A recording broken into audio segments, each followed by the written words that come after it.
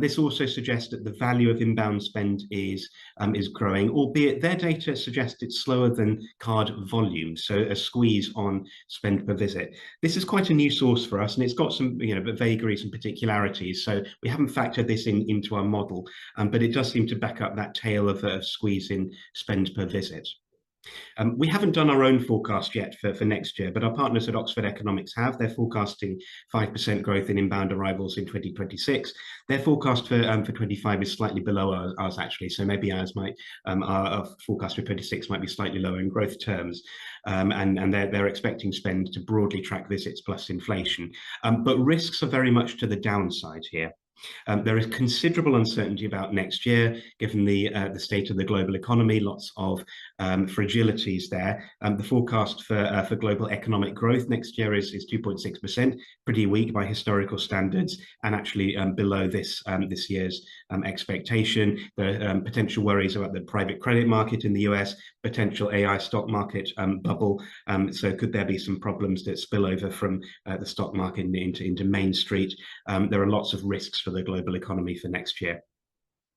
And taking a look at the UK in the competitive context, what I've shown here is inbound overnight tourist arrivals to each destination indexed to 2019. So 2025 in the blue, and then the forecast for 2030 in the red. Now for 2025, the UK is ahead of some and behind others. So if you compare it to some of these other English-speaking markets, Australia, Canada, US, the UK is actually quite a bit ahead of those in terms of visits indexed to pre-COVID.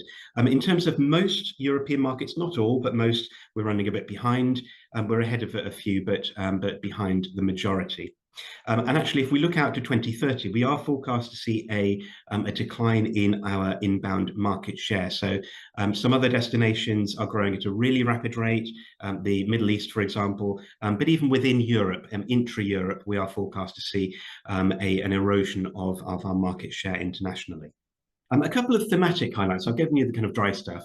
A couple of the themes that we're looking at the moment. A big one for us is film and TV tourism. So this is the big focus of our marketing activity at the moment, our big Star in Great Britain marketing campaign. And we know it's an area of real and growing interest for a lot of travellers. So 70% of travellers have been to a film or TV location on a UK trip, and 9 in 10 potential visitors are intending or interested to visit a film or TV location in the UK in the future. So we know this is a driver for people to come to the country, to get them travelling around the country, and this is an area where we can tap into some of our both historic sites and also our contemporary culture as well. We've got more insights on that coming soon.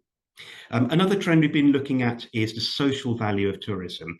So what does tourism mean to the trip taker, but what does it also mean crucially to those local communities? So we did a piece earlier this year that looked at this issue in depth for the first time.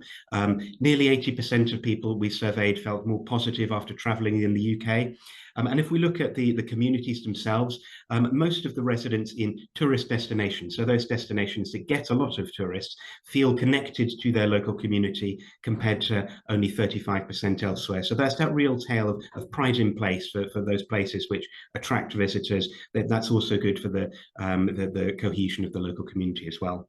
I think I'm up at my 10 minutes now, so I'll just say we've got plenty of other resources on our website, lots coming up. I'm hoping that these slides will be sent out to the attendees afterwards, so you can check out these in your own time. We've got lots more exciting insights in the pipeline and plenty of data tools on our website that you can drill into and get that depth at your own leisure.